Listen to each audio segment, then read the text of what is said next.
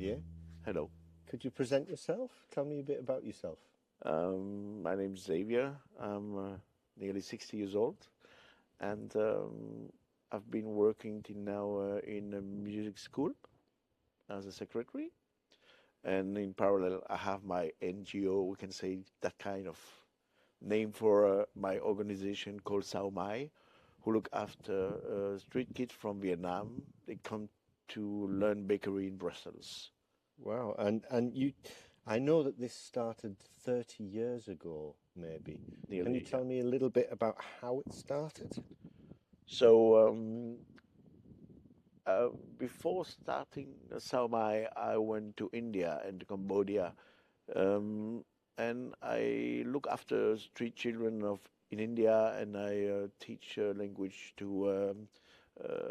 in a hospital in Cambodia, and it was kind of um, useful vacation, and at the same time, I decided to go to Vietnam, and I used to learn bakery at that time because I wanted to open a bakery in England. But I knew that if I didn't study bakery, if I hire someone, a chef or something like that, if he left me, I had to bake myself. So I decided to learn bakery. And at that time, when I went to Vietnam, I decided to make bread with the street kids where I was busy with. And we made a bread called kamik, which is a typical um, bread from Belgium. And the kids there were so excited about doing the bread with me that the idea of bringing one of them to Belgium came up. So that was the first step, the first initiative. How did you realize that this could have been, or when did you realize this could have been a longer term Ooh. initiative? You know, I don't have so much feelings. When something arrives, I don't think about how or what will happen in the future. I say, okay, I proposed. He said yes, so I have to do something. So for the first one, it was such difficult to get a visa for him that I never thought that it could be a second one. But I fight for nearly 1 year to get a visa, and finally the foreign minister gave me a kind of visa for humanitarian reason, something like that. And the boy called Kong, the first one who came here, um, arrived with such an open heart and open mind that he spread joy all over him, and he studied well. He dedicated himself to learn as much as he could, and he was the seed who um, drove me to another step to make it okay. It was so good with the first one. Why not the second one? And there the problem came up much more In the future, you mean? in the future. Uh, Yeah. but actually, on the topic of Kong and the future progress of the project, you had to finance it yourself. So you had to find funds and money for it. Yeah. How did you do that? At that time in Saigon, I was based in Saigon. Um, around my hotel, there was a lot of painters, artists, and I thought myself I could buy a few paintings, sell them back in Belgium, and see how it happened.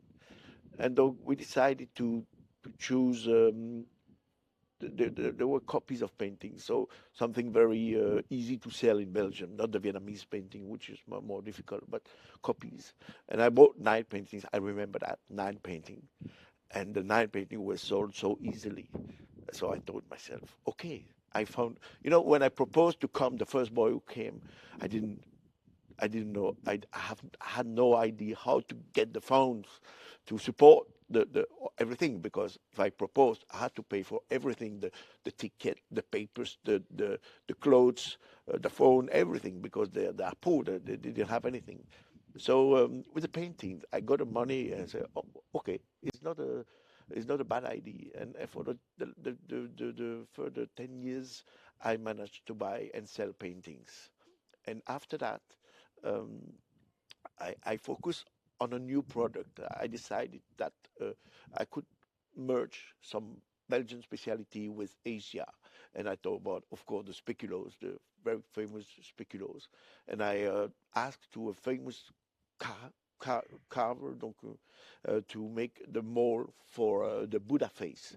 So we changed the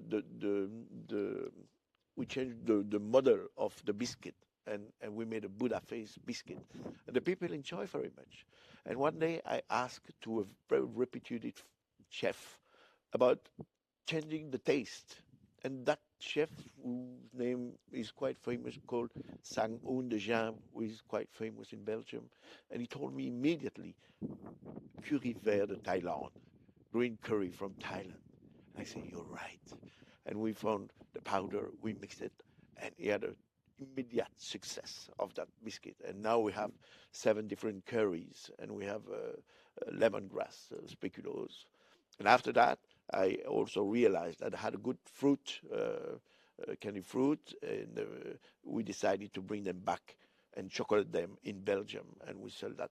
And now I don't sell so much paintings, but I sell a lot of biscuit and fruit, and the people love it. Also, the funny thing is they don't really buy it. They buy it to support a project, of course. They buy it to support a project, but they buy it because they love it. And every year they are waiting for the product. That's very nice. So you're funding this project through the sales of speculoos and candied fruit, you said, but also that's quite close to what the young guys from Vietnam do. They come here to learn a trade. They come here to learn patisserie, is it bakery? Tell me exactly what they learn when they're here. So when they come here, so for the 10 first who came to Belgium, they didn't have any idea of what bakery was. So I proposed them bakery because I thought it was the most interesting, because it was no school at that time, and it also the tourists in Vietnam are growing up. The tourism is growing up, and they demand a lot of bread in the hotel and everything. And the French bakeries were opening at that time, so I decided that the bakery was good, and also, you know, it was quite difficult to get a visa for bakery, but I couldn't ask a visa for plumbing or nothing like that. So bakery was a good idea for Belgium. So when they come here, they learn many things. They learn a new language, new way of life, new job. You know that sentence we say, give a fish to someone, he will eat one day. Teach him to fish, he will eat all his life. That was my idea. And my second idea also was, okay, I let you come here, but when you go back to Vietnam, please teach to other people. So when you teach one here, he can teach a lot in Vietnam. He can be a teacher, he can work in a place where he can share his skills and everything. It was very interesting.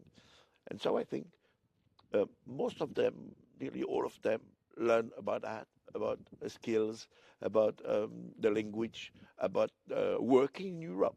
And working in Europe, it's also a visa to have a better job in Vietnam. So, as you mentioned, many of the trainees return to Vietnam, and I love what you say about community. They're creating communities of their own in Vietnam. It seems to me that it's quite successful, right? You've been doing this for 30 years. How many young people have you trained? 11 at the moment, waiting for the 12th one. Because they stay here, they have stayed more than 30 years in Belgium, all of them. Some are very good. I mean, some stay there because they could learn, study all the process, and some stay 6 or 7 years in Belgium because the manager loved them so much, so they do what they have to do to keep them. Some they left after 1 year or 2 years, but all of them, when they go back, they have a good job. Not especially in the bakery. You can have 1 or 2 are not especially in bakery, but the one who work in bakeries have very good position in Vietnam, and they are quite often managers, and they can lead the team and everything. So they learn good teams, and some managed to leave to a cruise boat. And because they came to Belgium, they were able to get a visa easily to work on a boat, and yeah, they have a good job there. Fantastic. Just moving on to how Sao Mai is now. You have a collaboration with Puratos. Is that right? Could you tell me a little bit how that has changed or improved things for the organization? At the moment, not so much. The thing is, Piratos is a very, very big company, famous all over the world. And they opened about 14 schools over the world about training bakeries. They opened the one in Saigon 3 years ago now, 3 years ago. And the thing, it was interesting that a Belgian company opened a school for poor people in Vietnam, in Saigon, not far from where I was. So I thought that after the ten last one who came, who was learning a little bit about bakery, now I changed my idea and thought that taking someone who is really volunteer to learn about bakery and who had spent 2 years in that school, um, it's maybe easier because they have the skills and they come to learn in a different way. They will learn the language again, the way of working, but they are immediately able to work in a bakery. Now that changed a little bit the idea, and that is just at the moment the connection I have with Piratos. I hope in the future we can go further away and maybe organize something bigger. But at the moment, it's just like that. Okay, thanks. Maybe a bit more of a deeper question now. To what extent is Sao Mai an expression of gratitude or responsibility? Hello, gratitude. I thought in my mind it could be a gratitude to life and my parents because they give me the opportunity to do that. Because my father was the first one who take in charge. The first boy who came to Belgium because you need to ask for a visa in a normal way with someone who take them in charge. Me, I'm not rich enough to take him in charge, so my father accepted for the two or three first one, pardon, to take in the charge, and yeah, it's a way to thank them for what did for me, for the opportunity they gave me to travel a lot. They were good. They traveled a lot themselves, so they opened me on the others about life and everything. And of course, in the deep of myself, it can be something like a gratitude to them. Responsibility um, is not like what can I do for the people, for others, for the community, but because it started from a very selfish idea of working to learning bakery and opening my own bakery. But at the end, after 10 students who came here, it's not a responsibility, but it's a what can I say? It's quite difficult to say. It's a way of life. Let's say that a way of life. It's my way of life, looking after them, taking them in charge, and create a community, not a family, but a community, Sao Mai community, and seeing that the oldest one helped the new one, and they have a transmission between the old one and the new one. That's very interesting. Well, as Sao Mai now approaches its 20th anniversary, how do you see the future of Sao Mai and the program and the partnership with Puritos?